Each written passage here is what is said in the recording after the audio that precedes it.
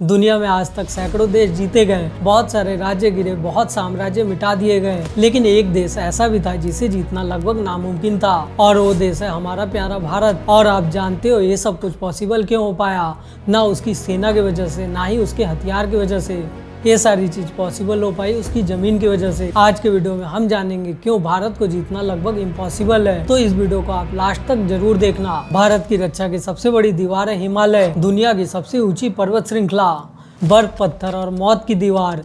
ये पहाड़ न्यूयॉर्क के मियामी जितनी लंबी है। यहाँ के हवा में ऑक्सीजन बहुत कम और तापमान माइनस में।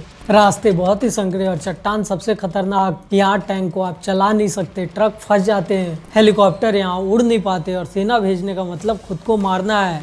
और इतिहास गवाह है, कोई भी बड़ी सेना यहाँ सफलतापूर्वक नहीं चढ़ पाई है। अब आप एक बार पश्चिम की तरफ देखो, यहाँ थार का रेगिस्तान है और यहाँ पे तापमान हमेशा 50 डिग्री के ऊपर।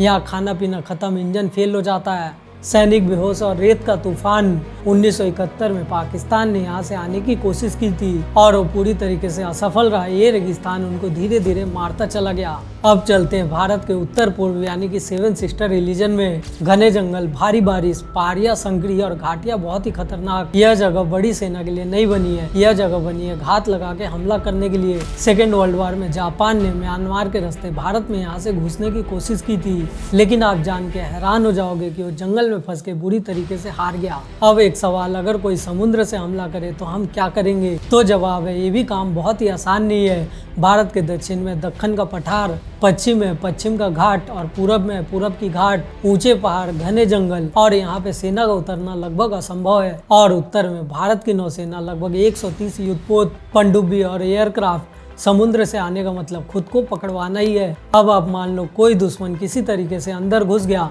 तो सामने खड़ी है भारत की भारतीय सेना।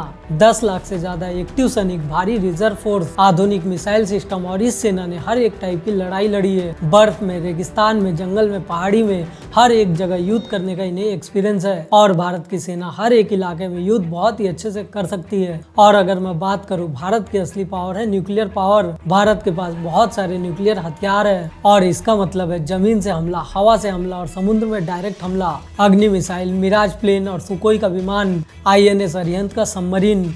और अगर कोई देश पहले से हमला कर दे तो भी जाहिर सी बात है भारत उसका जवाब दे सकता है, और वो जवाब बहुत ही विनाशकारी होगा। अब आप मान लो कोई दुश्मन कुछ शहर जीत ले, फिर उसको सामना करना पड़ेगा 150 करोड़ लोगों का। हर गली में विरोध, हर शहर में आंदोलन, हर एक गांव में वहां पे प्रतिरोध होगा। और इतिहास बताता है इतनी बड़ी आबादी और इतनी विविध और डाइवर्स सोसाइटी को आज तक कोई भी देश लंबे समय तक कंट्रोल नहीं कर पाया है।